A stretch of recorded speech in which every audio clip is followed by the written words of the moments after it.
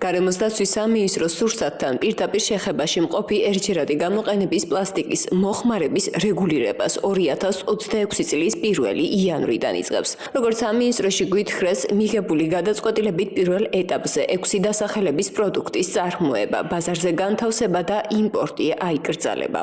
საუბარია დანაზე, ჩანგალზე, კოვზე, ჩხირებზე, თეფშებზე, საწრუპებსა და სასმელის მოსარევ ერთჯერადი გამოყენების პროდუქტებზე. უწყების განმარტებით რეგულაცია არამხოლოდ მწარმოებლებს და იმპორტიორებს, არამედ საზოგადოებრივი კვების ობიექტებსაც შეეხება, რომლებიც პლასმასისაგან დამზადებული ერთჯერადი სასურსათო კონტეინერებისა და ჭიქების საშუალებით ახდენენ მზა სურსათის მომხმარებლისათვის მიწოდებას. აღნიშნული ცვლილებები განაპირობა არაერთმა ფაქტორმა. გამომდინარე იქიდან, რომ ზოგადად სამინისტროს ძირითადი მიზნები რაც არის, რომ უზრუნველყოს გარემოს დაცვა ერთის მხრივ და მეორეს მხრივ სურსათის უნებლობა ქვეყანაში, აი ამ ორი მიზნის შესრულების უზრუნველსაყოფად გაკეთდა არაერთი კვლევა საერთაშორისო პარტნიორების მიერ. მათ შორის ეს უკავშირდებოდა გარემოს დაბინძურებას პლასმასის პროდუქციით და ასევე მოხმარების სიხშირეს. რამდენად ხშირად მოიხმარენ საქართველოში მომხმარებლები ერთჯერადი პლასმასის პროდუქციას. საკმაოდ მაღალი ციფრები იყო ნაჩვენები როგორც დაბინძურების მხრივ, ასევე გამოყენების თვალსაზრისით და რადგან ჩვენ გავეცანით სხვადასხვა სამედიცინო ნაშრომს და კვლევას ამ საკითხთან დაკავშირებით, დაიდენტიფიცირდა, რომ აი ამ პლასმასის განსაკუთრებით ერთჯერადი პლასმასის შემადგენლობაში შესული გარკვეული ნივთიერებები მიგრირებს სურსათში და შემდეგ უარყოფით გავლენას ახდენს ადამიანის ჯანმრთელობაზე. სწორედ აი ამ მიზნების და აი ამ გამოწვევების მოსაწესრიგებლად დღის წესრიგში დადგა მსგავსი რეგულაციების შემოღების აუცილებლობა.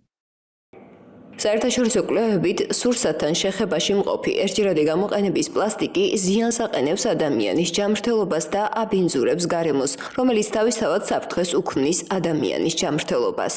მიკრო და ნანოპლასტიკი ადამიანის ჯანმრთელობაზე მრავალ მხრივ ზემოქმედებს. ისინი ხვდებიან ორგანიზმში, საკვებით, წყლით, ჰაერითა და კანის მეშვეობით. პლასმაში არსებული ქიმიკატები, როგორიცაა ბისფენოლი A და ფთალატები, არღვევენ ჰორმონულ ბალანსს და იწვევენ რეპროდუქციულ პრობლემებს. მიკროპლასტიკები შეიძლება დაგროვდეს სისხლში და ორგანოებში, რაც ზრდის ანთების, გულ-სისხლძარღვთა და კიბოს რისკს. ჩასუნთქული ნაწილაკები აზიანებს ფილტვებს, ხოლო ორსულებში პლასტიკის ნაწილაკები გადადის ნაყოფში და საფრთხეს უქმნის მის განვითარებას. პლასმასის ნარჩენების დაწვა კი ჰაერში გამოყოფს ტოქსინებს, რაც დამატებით აზიანებს ჯანმრთელობასა და გარემოს. ბიზნესთან ჰქონდა აქტიური კომუნიკაცია, საუბარი არის აქ თქონდა ასოციაციებზე, ასევე მსხვილ იმპორტიორებზე და მწარმოებლებზე. ბუნებრივია ყველა ინდივიდუალურ მეწარმეს და ამ სექტორში დასაქმებულს ვერ შეხვდები, თუმცა მასიური PR კამპანია მიმდინარეობს სატელევიზიო საშუალებით, მადლობა თქვენ გადაცემასაც, რომ ამ საკითხს აშუქებთ და ჰქონდა რამდენიმე შეხვედრა, როგორც მწარმოებლებთან, ასევე იმპორტიორებთან და იმ სუბიექტებთან, ვინც მომხმარებელი გახლავთ აი ამ პროდუქციის, მაგალითად სუპერმარკეტები, რესტორნები, რესტორატორთა ასოციაცია და ასე შემდეგ. და რა თქმა უნდა, მათთან რომ გავაზიარეთ ეს ინიციატივა, ყველა ერთ აზრზე ვიყავით, რომ მნიშვნელოვანია, რომ ადამიანების ჯანმრთელობა იყოს დაცული და რა თქმა უნდა, ჩვენს გარემოს რომ უნდა გავუფრთხილდეთ, ამაზე დიდი დავა და კამათი არ ყოფილა, თუმცა საუბარი შეეხებოდა იმას, რომ მოხდეს ეს ტრანზაქცია, გადასვლა მოხდეს ამ ეტაპზე უმტკივნეულოდ, შედარებით ნაკლები უარყოფითი გავლენით, როგორც ბიზნესზე, ასევე სექტორზე, რომ არ მივიღოთ დეფიციტი, ანუ რამდენად იქნება ალტერნატიული საშუალებები ხელმისაწვდომი და ასე შემდეგ. სწორედ ამიტომ 1 იანვრიდან კი ამოქმედება დადგენილება, მაგრამ გარკვეული გარდამავალი პერიოდი მიეცემა ბიზნესს, რომ ის მარაგები, რაც დღეს არის ქვეყანაში, 1 იანვრიდან რაც იქნება მარაგები ქვეყანაში, რამდენიმე თვე ექნებათ მათ იმისათვის, რომ ეს გახარჯონ ეს მასალები და როდესაც უკვე ათვისება მოხდება აი ამ რამდენიმე თვის მანძილზე, აი ამ ნაშთების შემდეგ უკვე რა თქმა უნდა უკვე გადავლენ ალტერნატიულ საშუალებებზე, როგორიც არის ქაღალდი, მუყაო, ხე, მრავალჯერადი ალტერნატივები და ასე შემდეგ. ჩვენ იცით, რომ გვაქვს ვალდებულება, კანონმდებლობა დაუახლოვოთ ევროკავშირის კანონმდებლობას. მათ შორის ერთ-ერთი კანონმდებლობა არის დაკავშირებული სურსათთან შეხებაში მყოფი პლასმასის მასალებზე.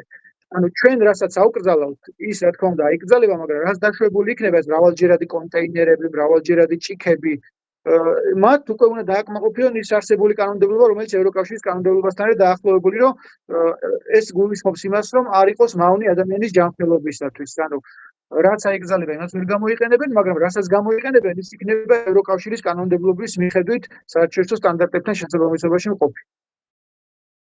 საქართველოში პლასტიკის ბოთლის წყლის გაყიდვა ასევე ნაწილობრივ აიკრძალება. პირველ ეტაპზე საუბარია საბიუჯეტო ორგანიზაციებში და სტუმარ მასპინძლობის სექტორში პლასტიკური ბოთლებით სასმელის შესყიდვის საკრძალვაზე.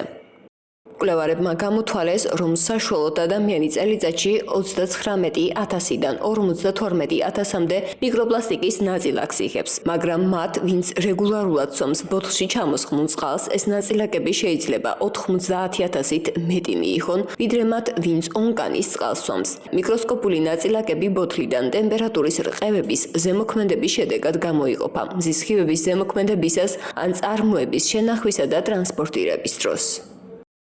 ამ ეტაპზე რაც ინიცირებულია ცვლილება ეხება მხოლოდ ჩემს მიერ ზემოთ გამოთვლილ პროდუქტებს. თუმცა სამინისტრო მუშაობს, რომ მომავალშიც განაგრძოს აი ამ პლასტიკის დაბინძურების პრევენცია და ადამიანის ჯანმრთელობაზე ზრუნვა და შემდეგი ნაბიჯი შეიძლება იყოს, რა თქმა უნდა, პლასტმასის ბოთლების გარკვეული შეზღუდვა. აქ საუბარი არ არის ერთიანად აკრძალვაზე და ეს არც ევროკავშირის ქვეყნებში არ მომხდარა. ჩვეულებრივ ბევრ მაღაზიაში ნახავთ, რომ დახსნედებს პლასტმასის ბოთლები, მაგრამ არის გარკვეული სეგმენტები, სადაც თქვათ სხვადასხვა ევროპის სახელმწიფოებში შემოიღეს შეზღუდვა, თუნდაც დაწყებული საბიუჯეტო ორგანიზაციებიდან, სამინისტროებიდან, სააგენტოებიდან, სახელმწიფო დაწესებულებებში შესაძლებელია განვიხილოთ აღნიშნული საკითხი. თუმცა შესწავლის პროცესში ვართ აი ამ საკითხის და ცვლილებები მომზადდება ამის მიხედვით შემდეგ.